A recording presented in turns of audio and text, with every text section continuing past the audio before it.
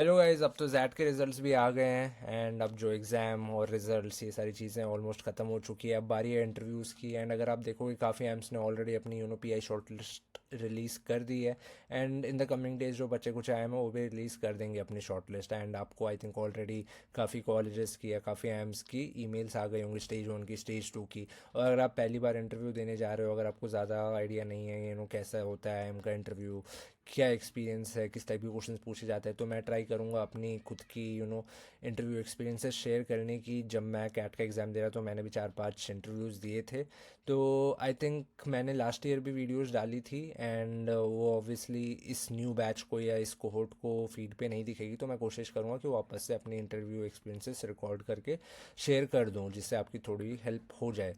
And मैंने जो पिछली वीडियोस डाली थी उसमें काफ़ी लोग कमेंट करते हैं कि यार मेरी प्रोफाइल ख़राब है, मेरी परसेंटाइल कम है, जीएम कैटेगरी है और मेरे पास गैप भी है, मतलब गैप ईयर है।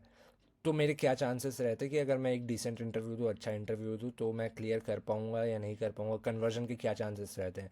तो अगर आपका भी यही डाउट है तो ये वीडियो स्पेसिफिकली आपके लिए, क्योंकि ये सेम केस मेरा भी था। मेरी भी प्रोफाइल ख़राब है और मेरी भी परसेंटाइल कम है, मेरे पास भी गैप ईयर है। ऊपर से मैंने मेरा इंटरव्यू भी वही याद किया था आई एम संबलपुर का। तो इस वीडियो में पहली बात तो मैं आई एम संबलपुर की बात करने वाला हूँ, अपने इंटरव्यू एक्सपीरियंस की। मेरा इंटरव्यू भी ख़राब गया था लेकिन फिर भी मेरा कन्वर्ट हो गया था। ऑब्वियसली पहली बार में नहीं हुआ था, वेट लिस्ट के चलते वो कन्वर्ट हो गया था एंड में।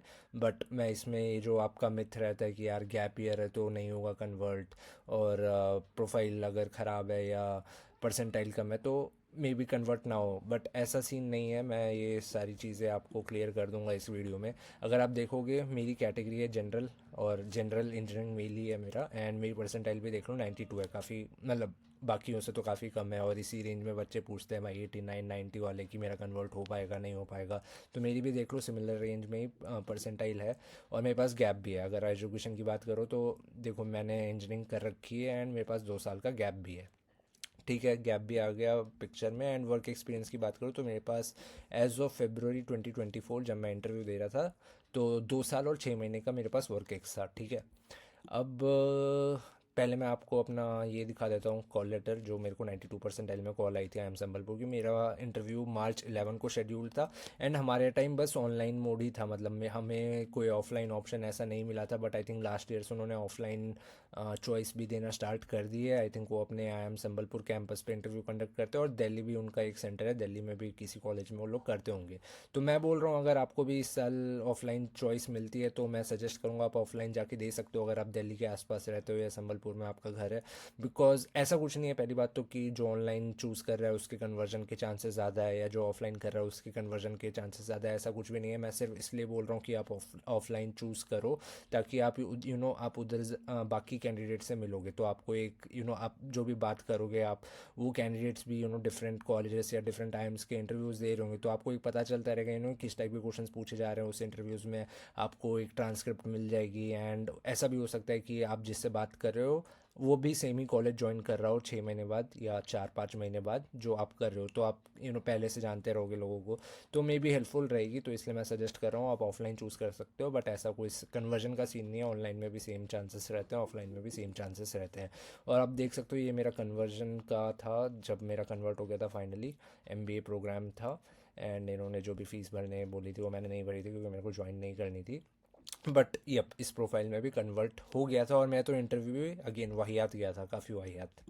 ठीक है। तो मैं अपना इंटरव्यू का एक्सपीरियंस अब शेयर कर देता हूँ। जब मैं जूम मीट में गया तो 2 पैनलिस्ट थी, दोनों फीमेल थी। एंड उन्होंने कुछ स्टैंडर्ड क्वेश्चंस मुझसे पूछे थे लाइक वाई एमबीए, और उन्होंने मेरा वर्क एक्सपीरियंस से रिलेटेड कुछ क्वेश्चन पूछा था। तो वाई एमबीए का ऑब्वियसली सबका अपना अपना आंसर होता है एंड मेरा स्पेसिफिक जो भी वर्क एक्सपीरियंस है मार्केटिंग एनालिटिक्स में उससे उसने कुछ क्वेश्चन पूछे थे तो मैंने बता दिया। ठीक है। आई थिंक अभी 3-4 ही मिनट हुए होंगे। उसके उसने सेकंड पैनलिस्ट को पास कर दिया। अब सेकंड पैनलिस्ट ने मेरी एजुकेशन देखी, वो बोली कि यार okay you have done mechanical engineering. तो मैंने बोला यस। तो उसका स्ट्रेट अवे नेक्स्ट क्वेश्चन आ गया कि व्हाट इज़ कार्बन फुटप्रिंट। तो यार मतलब ठीक है मैकेनिकल तो है, but mechanical and carbon footprint का क्या रिलेशन है उस समय मेरे को समझ में नहीं है, और ना ही ये सारी चीज़ें मैं पढ़ के गया था। अभी देखो, हर जितने भी उससे पहले मैंने जितने भी आई एम के इंटरव्यूज़ दिए थे उसमें एक एक स्टैंडर्ड चीज़ रहती थी कि आपके वर्क एक्स से क्वेश्चंस आते हैं, फिर एजुकेशन से पूछे जाते हैं, जो भी शायद आपने मैकेनिकल कर रखी है तो मैकेनिकल से कुछ पूछ देंगे, करंट अफेयर्स के बारे में पूछे जाते हैं, बट इतना डीप मतलब उसने मुझसे पूछा कार्बन फुटप्रिंट, और उसके पास एक शीट थी जिस शीट से वो क्वेश्चंस पढ़ रही थी। तो उसने यही पहला क्वेश्चन पूछा था जिसके बारे में मेरे को आइडिया नहीं था, नाम मतलब सुना है मैंने कार्बन फुटप्रिंट, बट मेरे को एज सच उसका मतलब नहीं पता, तो मैंने बोल दिया कि मेरे को नहीं पता है। फिर उसने पूछा कि एक्सप्लेन अ न्यूक्लियर रिएक्शन। अब मेरे को समझ में नहीं आ रही किस स्ट्रीम से क्वेश्चन पूछे जा रहे हैं, किस एंगल से पूछे जा रहे हैं, ऐसा तो मेरा कोई बैकग्राउंड है नहीं। बट न्यूक्लियर रिएक्शन का मेरे को बस फिजन और फ्यूजन के बारे में पता था, बट वो भी मैंने उतना नहीं बताया, मैंने सिर्फ बोल दिया कि दो तरह के रिएक्शंस होते हैं, फ्यूजन और फिजन। तो ये भी आप समझ लो कि ये मैंने स्किप कर दिया, ये भी मेरे को नहीं आता। तीसरा उसने पूछा व्हाट इज़ आईओटी। आईओटी बोले तो इंटरनेट ऑफ थिंग्स, बस मेरे को फुल फॉर्म ही पता था, मैंने फुल फॉर्म ही बोला, बस मेरे को इंटरनेट ऑफ थिंग्स यही पता है। फिर उसने चौथा क्वेश्चन पूछा फोर पिलर्स ऑफ आत्मनिर्भर भारत। अब भाई, अब मेरी स्टेट हो गई थी कि अब मैं हार मानने वाला हूँ, क्योंकि लगातार 3-4 क्वेश्चंस मेरे को हैं जो बिल्कुल भी नहीं आ रहे हैं। अब आत्मनिर्भर भारत, अब क्या ही बोलूँ अब मैंने बोल दिया नहीं पता।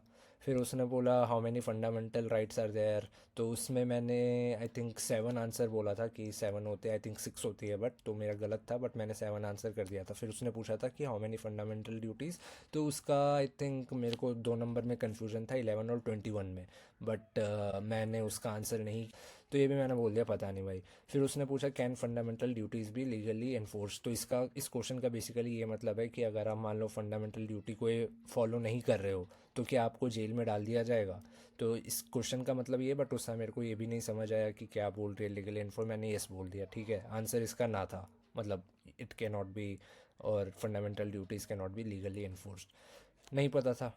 कोई नहीं, फिर नेक्स्ट क्वेश्चन उसने पूछा नेशनल एजुकेशन पॉलिसी के बारे में, तो उसने मैं बेसिकली पूछा था नेशनल एजुकेशन पॉलिसी क्या है। ये मेरे को पता था क्योंकि बाकी जो इंटरव्यूज़ मैं दे रहा था उसमें भी नेशनल एजुकेशन पॉलिसी के बारे में आईएम्स में पूछ रहे थे बाकी कैंडिडेट्स से भी, तो मैंने इसके बारे में थोड़ा पढ़ रखा था कि ये नेशनल एजुकेशन पॉलिसी ईयर 2020 में इंट्रोड्यूस हुई थी।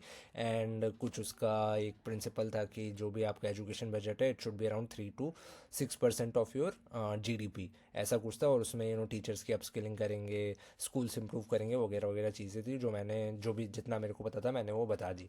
फिर ये 7 तो हो गए, इसमें तो बिल्कुल भी ज़ीरो आइडिया था ऑलमोस्ट, बस इस नेशनल एजुकेशन पॉलिसी का थोड़ा बहुत पता था। फिर आप उसने थोड़े इजी क्वेश्चंस पूछ लिए मुझसे, जैसे कि नेक्स्ट फीफा वर्ल्ड कप का लोकेशन जो कि यूएसए और मेक्सिको का है, तो ये मेरे को पता था, ये मैंने बता दिया।